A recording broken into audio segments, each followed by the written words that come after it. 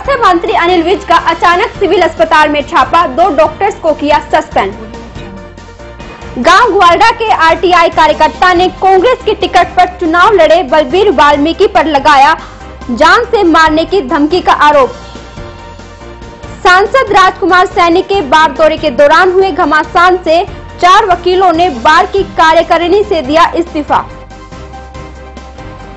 3 दिन की छुट्टियों के बाद खराब मिले सिविल हॉस्पिटल के ओपीडी कंप्यूटर, मरीजों को उठानी पड़ी भारी परेशानी।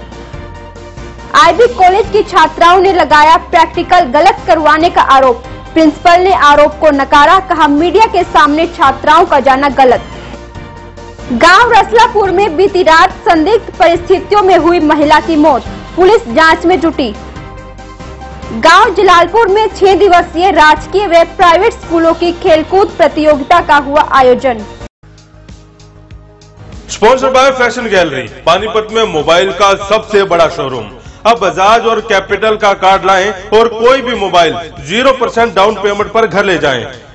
GT road opposite Palika Bazaar near Punjab national bank Panipat. Phone 9813030600। This programme sponsor by lord Shiva enterprises, अपने आप में एक पहचान, near hotel west Panipat. Sponsored by master international, first time in Panipat, wireless CCTV camera. Master international, refinery bypass road, Batra colony, Panipat. Phone 9253342393। Sponsor by Balaji electronics, कोई भी product आसान किस्तों पर उपलब्ध। LG, Samsung, Godrej, Carrier, Daikin, authorised dealer. ASM RO all model available. Oppo, Vivo, Samsung, Apple mobile भी उपलब्ध। Phone 9812214543। GT road near federal bank Panipat. 0% finance भी उपलब्ध। नमस्कार, इस वक्त आप देख रहे हैं वॉइस ऑफ पानीपत। पानीपत दनादन के साथ मैं हूं पिंकी धीमान। आइए दनादन की शुरुआत करते हैं आज की पहली खबर के साथ, जिसमें स्वास्थ्य मंत्री अनिल विज अचानक सिविल अस्पताल पहुंच गए। अस्पताल में उनके पहुंचते ही पूरे स्टाफ में हड़कंप मच गया। हरियाणा सरकार में गब्बर के नाम से मशहूर स्वास्थ्य मंत्री हमेशा अपने बयानों और काम करने के तरीके की वजह से सुर्खियों में रहते हैं।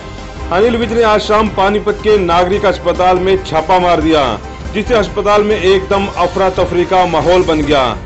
हॉस्पिटल स्टाफ खुद को बचाने के लिए भागता नजर आया। वहीं हॉस्पिटल में मरीज विज के सामने अपनी समस्या लेकर दौड़ते नजर आए। 1 घंटे से ज्यादा चले इस मामले में अनिल विज ने हॉस्पिटल के ऑर्थो डॉक्टर प्रदीप को निलंबित कर दिया। वहीं उन्होंने एसएमओ डॉक्टर अनिल जैन को शौचालय की व्यवस्था बदहाल होने के दृष्टिगत स्पष्टीकरण जारी कर जवाब देने के लिए भी कहा है। स्वास्थ्य मंत्री अनिल विज ने सबसे पहले आपातकालीन वार्ड का दौरा किया। वहां पर उन्होंने विभिन्न रोगियों से बातचीत की और निःशुल्क दी जाने वाली दवाइयों के बारे में रोगियों से पूछा, तो एक रोगी ने बताया कि उनको प्लास्टर करने से संबंधित सामान बाहर से मंगवाया गया है। तो उन्होंने तुरंत प्रभाव से डॉक्टर के खिलाफ संज्ञान लेते हुए उन्हें निलंबित करने के आदेश जारी कर दिए। उन्होंने मौके पर ही बदहाल सफाई व्यवस्था पर नाराजगी जताते हुए सफाई सुपरवाइजर को भी बाहर का रास्ता दिखाने के आदेश जारी कर दिए और शौचालय की खस्ता हालत व उन्हें रिपेयर न करवाने पर स्वास्थ्य मंत्री अनिल विज ने कहा कि इस बारे में एमएसओ डॉक्टर अनिल जैन का स्पष्टीकरण कर जवाब मांगा जाएगा। मंत्री अनिल विज ने कहा कि इसमें किसी की कोताही नहीं करने दी जाएगी। उन्होंने महिला और सामान्य वार्ड का भी निरीक्षण किया। यहाँ पे देखिए अभी क्योंकि ओपीडी आवर्स खत्म हो गए तो जो इमरजेंसी में पेशेंट आए हैं, जहाँ जो इंडोर पेशेंट हैं, उन्हीं से मैंने जानने की कोशिश की। एक तो यहाँ पे गंदगी बहुत है और जाले लगे हुए हैं जगह जगह पर। उसके लिए जो भी सुपरवाइजर है यहाँ पर, उसको मैंने मुअत्तल करने के आदेश जारी किए कि उसको तुरंत प्रभाव से हटा दिया जाए। टॉयलेट सारे टूटे हुए हैं और टॉयलेट्स की जो जिम्मेवारी है वो एसएमओ डॉक्टर जैन की है। इनकी मैंने एक्सप्लेनेशन कॉल करने के ऑर्डर दिए हैं कि ये कहते हैं ठीक नहीं हो सकती है।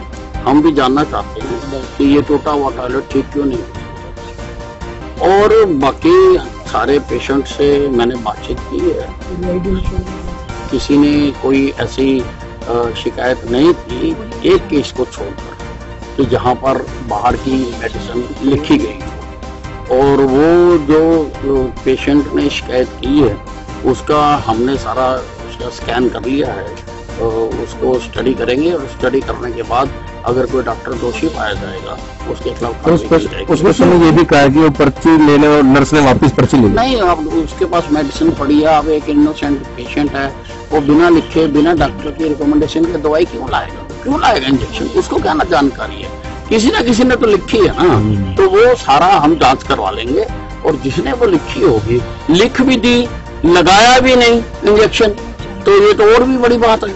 तो अगर ऐसा है तो किसी हालत में उसको छोड़ा नहीं जाए। नई बिल्डिंग का सारा बहुत अच्छी बिल्डिंग बनी है और इसमें सारा इक्विपमेंट फर्नीचर लगा रहे हैं। जैसे ही सारा इक्विपमेंट फर्नीचर लगेगा इसको मैं आपको तो मेरा कोई पता नहीं मैं कहाँ चला जाऊँ और कब चला जाऊँ। सांसद राजकुमार सैनी के जिला बार दौरे के दौरान हुए घमासान का मामला तूल पकड़ता जा रहा है। जिला बार एसोसिएशन के कार्यकारिणी सदस्यों में से 4 ने अपना रिजाइन दे दिया। आपको बता दें, कुछ दिन पहले सांसद राजकुमार सैनी जिला बार में वकीलों को संबोधित करने पहुंचे थे, लेकिन ऐन वक्त पर बार को ताला लगाकर मैसेज कर दिया कि सैनी का दौरा रद्द हो गया है। कई दिनों से ये मामला बार में चर्चा का विषय बना हुआ है।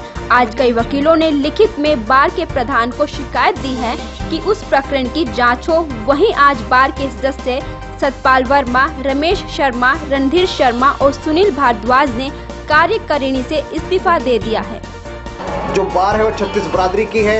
यहाँ पर आज तक ये परंपरा रही है कि कोई भी किसी भी कास्ट का, किसी भी वर्ग का अगर कोई माननीय सदस्य, माननीय वीआईपी, कोई नेता अगर आता है तो उसका सभी साथी मिलकर बिना किसी जात पात के, बिना किसी उसका मान सम्मान करते हैं। लेकिन 13 तारीख को ये दुर्भाग्यपूर्ण रहा कि एक विशेष वर्ग के गुंडों ने इकट्ठे होकर जो कुरुक्षेत्र से माननीय सांसद, देश की पार्लियामेंट के माननीय सदस्य हैं, उनको बोलने से रोका और अंदर बैठे हुए सभी समर्थकों को बंधक बना दिया। और इसकी बारे में जांच करने के लिए आज मांग पत्र दिया गया है, जिस पर प्रधान ने आश्वासन दिया है कि बहुत जल्दी जांच करके जो भी दोषी होगा उसके खिलाफ कार्रवाई की जाएगी। जब प्रधान जी ने ये आश्वासन दिया है तो उस वक्त मैंने खुला ऐलान किया है कि जो भी दोषी पाया जाएगा, जिसने हमें बंधक बनाया, कम से कम 70 वकीलों को बंधक बनाया और जिन्होंने माननीय सांसद जी को बोलने नहीं दिया, उनको रितेश शर्मा सारी बार के सामने जूते मारेगा। और एक ज्ञापन हमने बार प्रेसिडेंट श्री शेर सिंह करब जी को दिया था। उसमें हमने मांग की है जो 13 तारीख की घटना हुई है उसकी हम घोर निंदा करते हैं। अगर आप लोगों ने इन गुंडे तत्वों पर अगर कोई कार्रवाई नहीं की तो बुधवार के दिन हम स्ट्राइक रखेंगे और स्ट्राइक से भी काम नहीं किया तो हम भूख हड़ताल पे बैठेंगे। जो बार के गुंडा तत्वों ने ताले लगाए थे उसकी कड़े शब्दों में भर्त्सना करते हैं और उसको देखते हुए हमारे जो कार्यकारिणी के सदस्य हैं बार के, उन्होंने उसके प्रोटेस्ट में रिजाइन किया है। जो सतपाल वर्मा जी हैं, रमेश शर्मा जी हैं और रणधीर शर्मा, सुनील भारद्वाज जी हैं, रिजाइन कर दिया है और वो बार में एक्सेप्ट कर लिया। उन्होंने 13 तारीख को जो लाइब्रेरी के अंदर ताला लगाया गया था उसके बारे में मांग पत्र दिया है कि इसकी इंक्वायरी की जाए, अगर कोई दोषी है तो उसको खिलाफ कार्रवाई की जाए। कब तक की जांच के लिए? ये 30 तारीख तक संभावित जांच कर लेंगे। हम सोमवार को मैं अपनी एग्जीक्यूटिव की मीटिंग बुलाऊंगा और मीटिंग के अंदर तय करेंगे कि हमने आगामी क्या कार्रवाई करनी है, उस मांग पत्र पर क्या निर्णय लेना है। पिछले 3 दिनों की छुट्टियों के बाद आज सिविल हॉस्पिटल में ओपीडी कंप्यूटर खराब मिलने से मरीजों को काफी दिक्कतों का सामना करना पड़ा। ओपीडी में भारी भीड़ होने के कारण मरीज काफी परेशान नजर आए। 3 दिनों से चल रही छुट्टियों के बाद ओपीडी कर्मचारी हॉस्पिटल तो आए, लेकिन कंप्यूटर खराब मिले, जिस कारण उन्हें रजिस्टर के जरिए पर्चियां बनवानी पड़ी और मरीजों को कई घंटों तक लंबी लाइन में खड़ा होना पड़ा। बाद में जब मरीज डॉक्टर के लिखे टेस्ट करवाने के लिए लैब में गए तो वहां बैठे स्टाफ ने उन्हें ये कहकर टाल दिया कि टेस्ट का समय सुबह 8 बजे से 11 बजे तक होता है, इसलिए कल आना। जबकि टेस्ट 12 बजे तक किए जाते हैं, जिस कारण आज मरीजों को स्टाफ की मनमानी के कारण भारी दिक्कतों का सामना करना पड़ा।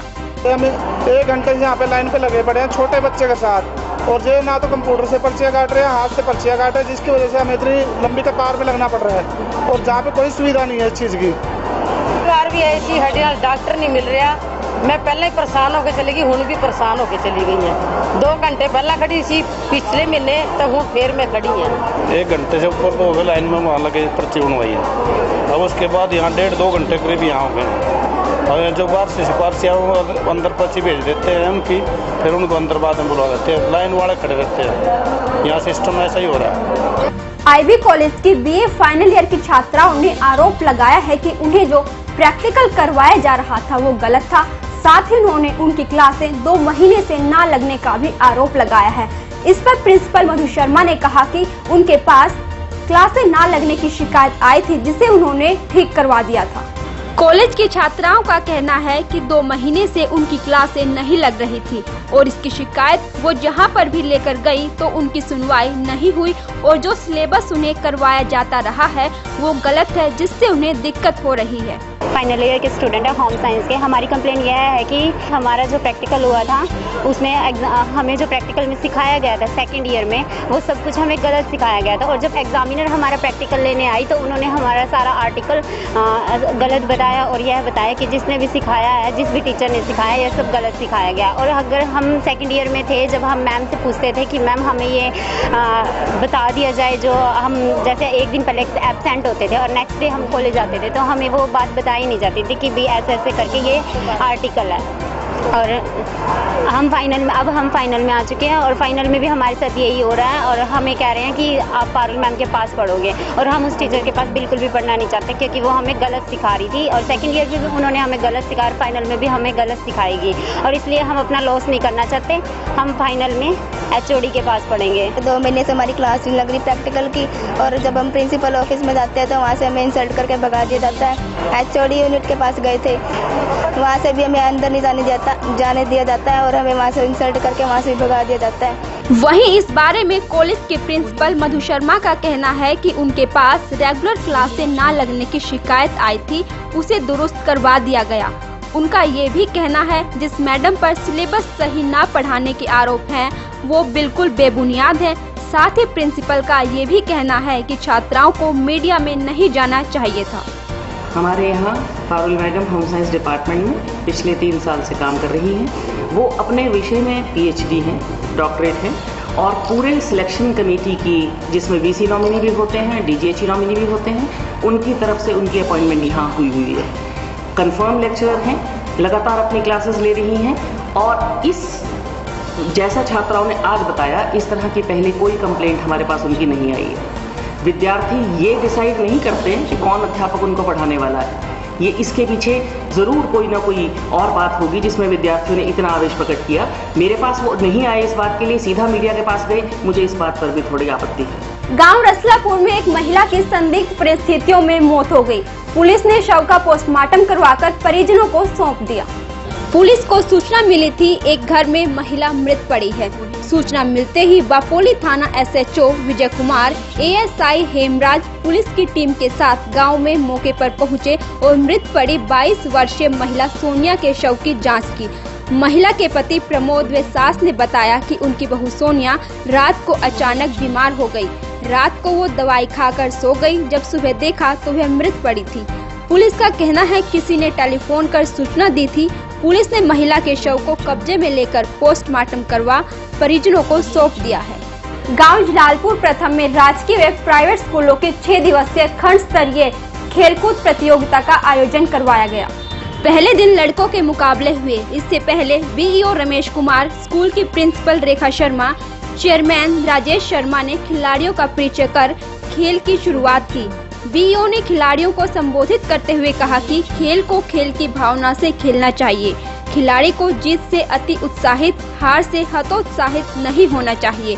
उनका कहना है खेल जहां हमारे स्वास्थ्य के लिए लाभदायक होता है, वहीं आपसी भाईचारा भी बढ़ता है। खिलाड़ी को खेल में हमेशा जीत का हौसला बनाए रखना चाहिए।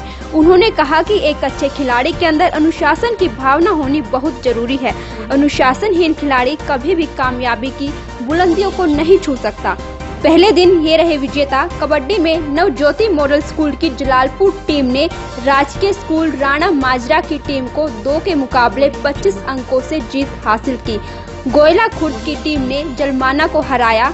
गांव नूरपुर की टीम ने ननहेड़ा की टीम नूरपुर की टीम को 3 के मुकाबले 20 अंकों से जीत हासिल की। बापोली की टीम को शिमला गुजरान ने हराया। रिशपुर की टीम ने बहरामपुर को हराया। राजकीय स्कूल कुराड ने गढ़ी भलोर की टीम को हराया। खेलकूद प्रतियोगिता आज नवज्योति पब्लिक स्कूल जलालपुर में आज उसका शुभारंभ किया गया, जिसमें अंडर 14, अंडर 17 और अंडर 19 के लड़कों ने आज प्रतियोगिता में भाग लिया और उन्होंने अपने कागज डॉक्यूमेंट जमा कराए। जिसमें आज अंडर 14 के बच्चों ने अपना जो दमखम था पूर्ण रूप से दिखाया और हम बच्चों के सफलता भविष्य के लिए कामना करते हैं और हम अपने खेल को सुचारू रूप से और अच्छे तरह से संपन्न। गांव गवाल्डा के रहने वाले आरटीआई कार्यकर्ता गौरव कुमार का आरोप है कि गांव के पूर्व सरपंच बलबीर वाल्मीकि और उसके भतीजे आरटीआई न उठाने पर उसे जान से मारने की धमकी दे रहे हैं। डीएसपी को दी शिकायत में गौरव ने आरोप लगाए हैं कि करीब 6 महीने पहले पूर्व सरपंच बलबीर वाल्मीकि के कार्यकाल 2005 से 2010 तक रिकॉर्ड आरटीआई के माध्यम से लिया था। जब उसे रिकॉर्ड मिला तो रिकॉर्ड पर स्याहीगिरी मिली। गौरव का कहना है कि इस मामले की जांच के लिए वो लोकायुक्त चंडीगढ़ में चला गया। बाद में मामला डीसी के पास आ गया। जब इस बात की भनक बलबीर को लगी तो उसने व बलबीर के भतीजों ने केस उठाने की धमकी दी, जिसका ऑडियो रिकॉर्डिंग उनके पास है। गौरव ने आरोप लगाते हुए कहा कि 27 जुलाई की शाम को बलबीर वाल्मीकि व उसके भतीजों ने परिवार पर हमला कर दिया। गांव गोवालडा से पूर्व सरपंच बलबीर सिंह वाल्मीकि की मैंने आरटीआई लगवाई और उस जांच के लिए रिकॉर्ड लोकायुक्त चंडीगढ़ भेजा गया। वहां से इंक्वायरी डीसी पानीपत को आई। डीसी पानीपत ने ड्यूटी मजिस्ट्रेट वीडियो इस राणा को लगाया। वहाँ पे मेरे साथ जबरदस्ती की गई और आरटीआई उठाने के लिए बार बार धमकी दे रहे थे और इन्होंने मेरे को फोन करके भी धमकी दी। और उसी दिन जिस दिन इन्होंने फोन करके धमकी दी, बलबीर वाल्मीकि समेत और उसके भतीजे घर वाले और 50 आदमी मेरे घर में घुसे और मेरे परिवार वाले वहाँ पर थे और जान से मारने की धमकी और मारपीट करने की कोशिश की गई। परिवार वालों ने अंदर से दरवाजा बंद करके अपनी जान बचाई। आपने आरटीआई क्यों लगाई थी? मैंने बलबीर सिंह वाल्मीकि को गाँव में घोटाले करने का संदेशा हुआ था मेरे को और इसलिए मैंने आरटीआई लगा के उसका रिकॉर्ड चेक करवाया था। तो आरटीआई में क्या निकला था? आरटीआई में सारे रिकॉर्ड 1170 पेज थे। उसमें स्याही गिरा करके बलबीर सिंह वाल्मीकि ने उसको छुपाने की कोशिश की। अब आप क्या मांग कर रहे हैं? मैं ये मांग कर इसकी निष्पक्ष कार्रवाई की जाए और मेरी जान को बचाया जाए। पुलिस प्रशासन कोई कार्रवाई नहीं कर रहा है, इसके उसमें पुलिस प्रशासन सख्त से सख्त कार्रवाई करे। इस मामले में पूर्व सरपंच और कांग्रेस की टिकट पर चुनाव लड़ चुके बलबीर वाल्मीकि से बात की तो उनका कहना है कि ये सारा मामला राजनीति से प्रेरित है और इसकी जांच भी हो चुकी है। बलबीर ने अपने ऊपर लगे आरोपों का बेबुनियाद बताया। बलबीर जी, कुलवंत पत्रकार बोल रहा मैं वॉइस ऑफ पानीपत से। जी जनाब, ये एक कोई गौरव कुमार है। अच्छा जी। जो शिकायत दी थी डीसी को, उसमें ये आरोप लगाया था कि आप आरटीआई के माध्यम से कुछ रिकॉर्ड लेना था आपसे जी। तो फिर 27/7/2018 को बलबीर वाल्मीकि के भतीजे प्रदीप ने उसे तो घर पे आगे पीटा उसके घर वालों को। तो इसमें आपका वर्जन चाहिए था जी, क्या है इसमें? इसमें कुछ नहीं, तो दूसरा मामला है और इसमें जो इसने फिर कंप्लेंट करी थी, इसने भी कंप्लेंट करी थाने में और इसकी माँ ने भी कंप्लेंट करी थी और उसमें पुलिस ने सारा मौका देख लिया, सारी बात सुन ली, गाँव वाला की बात करी, सारा काम कराया और उसके बाद में इन दोनों माँ बेटा की भी, इसकी गौरव की इसकी माँ की भी 750 हो रही है और 2 भतीजे की 751 हो रही है। यूँ मामला मेरा कोई लेना देना नहीं उस बात से। अच्छा, आप मतलब सारे आरोप जो है वो है कि प्रदीप का नाम प्रदीप कौन है? प्रदीप एक भतीजा है। अच्छा, तो ये क्या कह रहे, घर पे आके उसकी मारपीट करी? कोई मारपीट नहीं, पुलिस ने वेरिफिकेशन कर ली, डीएसपी साहब ने वेरिफिकेशन कर ली एसपी साहब ने करवाई, SHO ने कर ली, इंस्पेक्टर ने कर ली, भैया ने कर ली, अरे न तो ये DC के दी थी, DDPO प्रांत ने भी कर ली, उन ऊपर DC को उल्टा भेज दिया। ये तो मामला कुछ नहीं प्रधान जी, तो झूठा मामला है, ये तो राजनीतिक षड्यंत्र है। अच्छा, राजनीति हो रही है आपके साथ? जी राजनीति है। तो कौन सी पार्टी? आपने देखा होगा, गुलशन जी देखा, पार्टी कोई सी नहीं है इनकी, ये तो पहले बहुजन में थे। अच्छा। ये भी आज वैसे अंडे दो कम खाई अंडे हैं, तो इस वजह से इनके पीछे दूसरे लोग हैं जो इन नागा कर रहे हैं। ओके। हाँ, तो आप निराधार बता रहे सारे लोग? हाँ, पति सारे एक भी बात सकते नहीं, कोई लेना देना नहीं। ठीक है सर। अब तक के लिए सिर्फ इतना ही। देखते रहिए वॉइस ऑफ पानीपत। नमस्कार। Master repairing centre. अब किसी भी प्रकार की LED लाइट या कैमरा हो खराब, नहीं है कोई चिंता की बात। मास्टर रिपेयरिंग सेंटर है आपके साथ। फोन 92533 42393।